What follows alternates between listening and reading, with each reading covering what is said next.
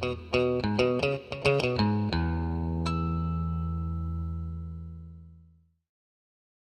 and welcome to this video. On this video I'm going to be replacing the grille on my 2000 ML320 Mercedes, and this is an original part that I was able to get from Mercedes-Benz of Gilbert.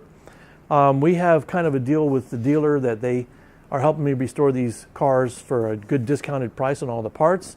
So rather than buy an aftermarket grille, which was not really any cheaper than this one, I went ahead and got the grille genuine Mercedes. So it's part number 163-880-0185. I'm gonna go ahead and take it out of the box and I'll show you why I'm gonna replace the old one. So here's my new grille. I just unpacked it. If you'll notice, it comes with everything, star and everything included. It mounts with like 10 different screws that go on the back of it where it holds it into the hood itself. So we'll be taking those out.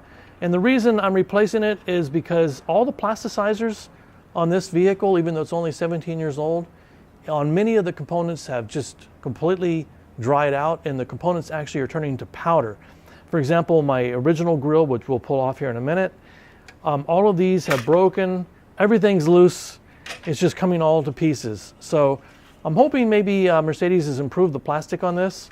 This one's actually manufactured in the USA, which is, I think, going to be a good thing because our plastics in the USA typically are pretty good. A lot of the German plastics are biodegradable and they don't last very long. So I'm going to go ahead and take out all of the screws that hold the old one in, and then we'll show you how to put the new one in after that. So here's the old grille I took off.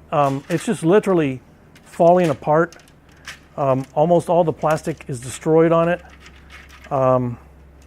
So one thing I wanted to mention was to get the grille off, you're going to have to feed the hood release mechanism through this area here.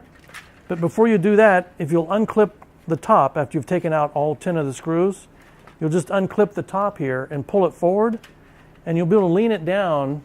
And I was able to just easily slide the hood release latch through here, no problem at all. So now that I have this off and we're done with it,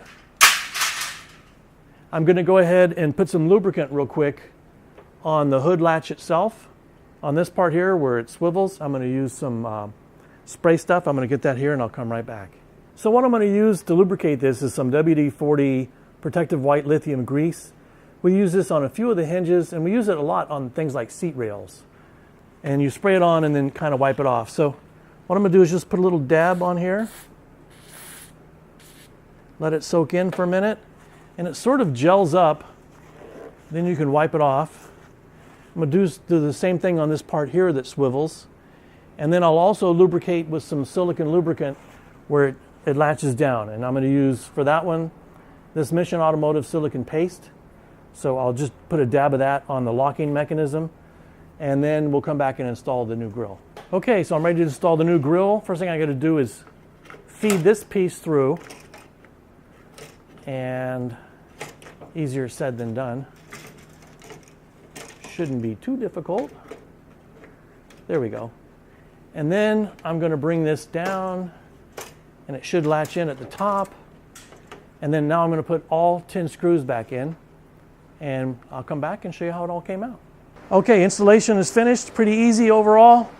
As I mentioned, I put a little bit of silicone on here. I put it on a cloth and just wiped it really lightly so that that'll engage properly.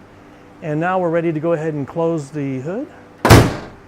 And it doesn't rattle anymore or anything like it used to. All this stuff was loose before and hanging off. So now, very happy, and this part of the restoration of this project is done. So thank you for watching.